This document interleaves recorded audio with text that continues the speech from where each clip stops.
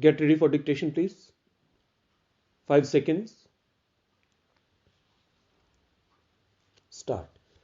Mr. Chairman, there is no doubt that a measure of this kind is required when we want to promote public libraries in our country, and I am glad the Honorable Minister has taken this opportunity of giving us some idea of the policy of the government with regard to this matter, but what he has said is dismally disappointing. The Congress has been in power for so many years, and the present government has been there after the new parliament was elected for about 5 years. All that we have been told is that they had set up only two new libraries and that another one will be started soon. The first one, of course, has been in existence for a long time. This is not a record which does credit to the government, but it only shows that in so far as the policy of promoting public libraries in this country is concerned, government has been dismally negligent in the matter and has done practically nothing to promote such libraries. I think that on that score, government well deserves condemnation from all sections of public opinion in our country. Now, do we understand that the government does not have resources for starting such libraries? I do not think that that will be the contention of the government, that it does not have the wherewithal to start such libraries. They have plenty of cash and they can certainly employ that for starting public libraries. Therefore, on that score at least, government cannot seek justification for the policy followed in this matter. Mr. Chairman, I have a feeling that these are matters which are considered to be of extremely secondary importance by the central government. Sometimes something is done with a view to putting up a show, or at least for saying that they are going to do something, but actually no better step is taken to develop such institutions as public libraries. Had it been otherwise, we would have got by now a large number of libraries than we have got today, and yet we know that the people in the cities at any rate require these facilities extended to them, not only in the big cities but also in smaller towns and so on. Government has done nothing of the kind.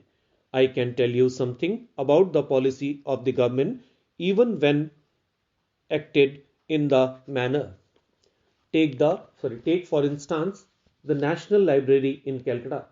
A disreputed viceroy's house has been found for accommodating the library. It is far away and out of place. People cannot easily go there, and unless you have a car or you are prepared to put up with a great deal of inconvenience, you cannot go there to use that library. I am not saying that that library should be shifted to some other place, but a demand has been made from all sections of public opinion in Calcutta that with a view to making the library readily accessible to the reading public, there should be better transport. Nothing has been done in that regard by the government so far, with the result that many of our research scholars, students, and others who care to read in the library do not have the minimum facilities of transport to get there in time and to do some work there. This is one example of carelessness in regard to such matters. Yet it is a very simple matter which could have been remedied by improving transport facilities. Now, about other places, we find from the government statement that Chennai, Mumbai, and Kolkata are the three places where we will have public libraries under the aegis of the government. There are many other cities in our country, and some are very important from every angle. There are places of culture where we have got big universities, and also for other reasons, the places are known for their activities which require library facilities. The government does not have any scheme. Even in the 11th five-year plan, such matters have not been given due attention at all by the planners. We know that there has been a lot of cut in the allocations of funds in the second five-year plan for education.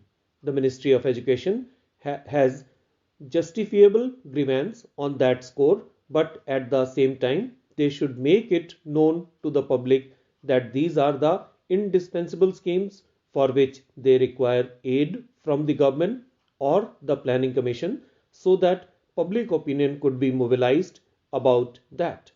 I know there have been ministers, deputy ministers, and secretaries who have complained against the allocations that have been made as being very, very inadequate. I share their sentiments and I share their views, but at the same time, the government have not produced any arresting scheme with a view to attracting public opinion behind them so that more money could be had for this purpose. It is a matter of misfortune that the education ministry should not have started libraries.